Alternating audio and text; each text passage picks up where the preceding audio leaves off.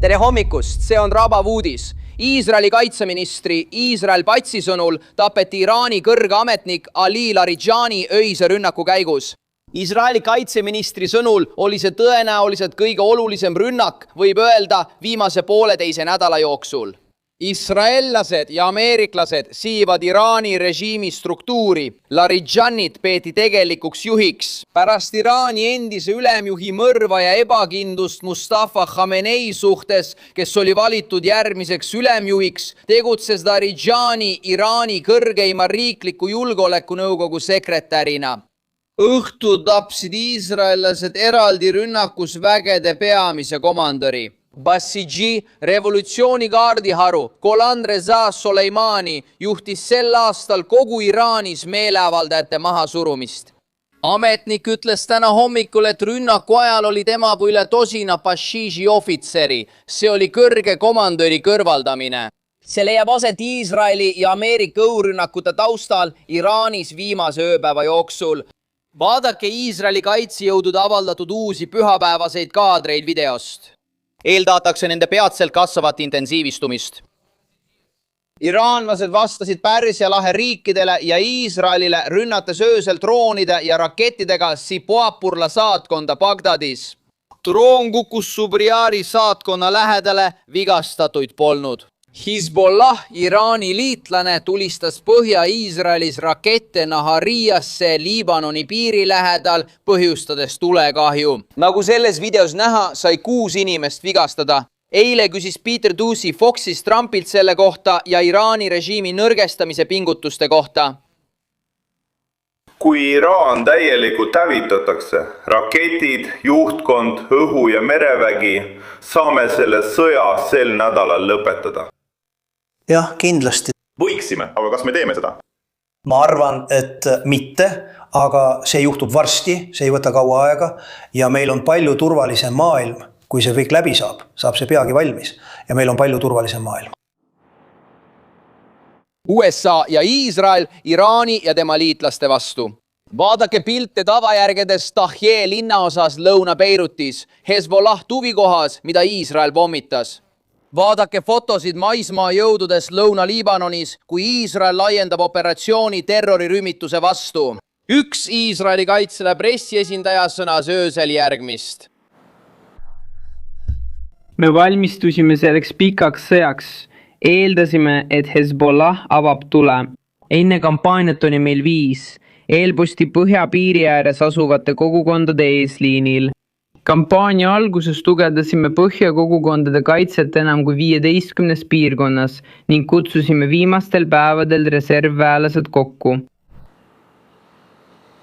Täna on peauudis Iraani ametniku Ali Larijani hukkumine öistes rünnakutes. Iisraeli ametnik kinnitas, et rünnakute luure saadi ühisoperatsioonist USA-ga ja Iisraeli jõupingutustest. Natuke analüüsi Trey. Teades, et ta oli jäiga joone pooldaja, oli ta ehk tähtsamgi kui 86-aastane ajatolla. Ja sul on president, kes ei ole niivõrd intellektuaal või teadlane, vaid pigem mõõdukam inimene. Kui Larijani on mängust väljas, kas sa usud, et see, milline on ülejäänud Iraani administratsiooni profiil ja nende otsustusprotsess muutub? See on väga hea küsimus. Larijani peeti üheks viimaseks tuntud jäiga joone pooldajaks. On olemas mitmesuguseid šiitlikke vaimulikke ja teisi, kes on aidanud Iraani režiimi toetada. See on killustunud mitmesse valdkonda. Mõeldes sellele, kes on jäänud ja juhib, see ongi suur küsimus. Reedel, kutsipäeval andis Larijani Teheranis otse intervjuusid, provotseerides ameeriklasi ja iisraellasi ning näidates, et liigub linnas vabalt ringi. Mõni päev hiljem sai ta täppisrünnakus surma. President Massoudi Pezeshkiani peetakse mõõdukaks, kuid ta oli poliitilisel poolel ega omanud tihedaid sidemeid revolutsioonilise kaardiväega ja kõrvaldatud komandööridega. See ongi peamine küsimus, kes juhib praegu Iraani ja vägesid koha peal. Kes ikkagi tulistab droone ja rakette Pärsia lahe riikide ja Iisraeli pihta? Seega jääb küsimus, kes on juhtimas? Me ei tea endiselt Mojtaba Khamenei seisundit, keda peetakse kõrgeimaks juhiks. Eile küsis president Trump, kas ta on elus või surnud. Trey, kas me oleme juba mingit vastust saanud? Tean, et nüüdseks surnud kõrgeim juht, kelle Iisrael tappis, oli selle plaani autor, et need väikesed jõud tegutseksid iseseisvalt. See toimub endiselt Iraanis. Või on see uus kõrgeim juht, poeg, kes nüüd juhib ja kellest me pole midagi kuulnud? jah, hea küsimus. Iraanil on mosaiikne kaitsesüsteem ja nad valmistusid teades, et USA ja Iisrael nende ametnikud kõrvaldavad. Meil on mitu asendajat, kuid need on vähem kogenud ega tunne juhtimisstruktuuri nii hästi. Ja just sellepärast on Iraani sõjalise aparaadi struktuur tegelikult korratuses, samal ajal kui Ameerika Ühendriigid ja Iisrael hävitavad režiimi. Mis puudutab hiljutisi kommentaare ametnikelt nagu president Pezeshkian ja Shanzai. Nad on öelnud, et anname oma vägedele käsu mitte tulistada sõprade pihta Pärsia lahes. Varsti pärast seda ründasid Iraani väed liitlasi, mis näitab peata jäänud Iraani juhtkonna läbikukkumist ja suutmatust maavägesid juhtida. Kui nad ei suuda takistada oma vägedel tulistamast riikide pihta, kes pakuvad vaheldust ja toetust, nagu Omaan, seab see kahtluse alla Iraani suutlikkuse selles sõjas jätkata. Minister Pete Hegseti sõnul hävitasid rünnakud Iraani tootmise.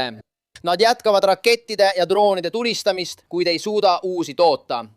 Meil on peaaegu 3 tundi. Steve Woodcock ütles, et kantsler helistas, kuid tema eitab ja ütleb, et seda pole kunagi juhtunud. Siis Trey, kuidas on Starlinki küsimusega? Sealsed elanikud teavad toimuvast vaid seda, mida näitab riigi televisioon. Siil toimuv pole hetkel kõige olulisem, sest kahtlusi on, kas rahvas läheks Iraanis taas tänavatele nagu aasta alguses. Kuna mitmed Basiji komandörid, sealhulgas selle tiiva juht revolutsiooni kaardiväes, on viimastel nädalatel kõrvaldatud. Iraani režiim ja see, mis temast veel alles on, teevad koondatud jõupingutusi. Käiaks ukselt uksele otsides Starlinki kasutajaid, kes võiksid väljendada põlgust valitsuse vastu. Kuid kui me mõtleme olukorra peale koha peal, peame arvestama ka sellega, mida rahvas soovib. Ja on palju inimesi, kes kardavad. Nad kardavad, et ka praegu tänaval käies võivad julgeolekujõud neid tulistada. President Trump ütles aasta alguses, et 32 000 inimest viidi ära. Mis edasi saab, ei tea. Me teame, et president Trumpil on palju võimalusi ja ta pole neid küll avalikult välja toonud, kuid tal on erinevaid valikuid, kuidas neid inimesi toetada.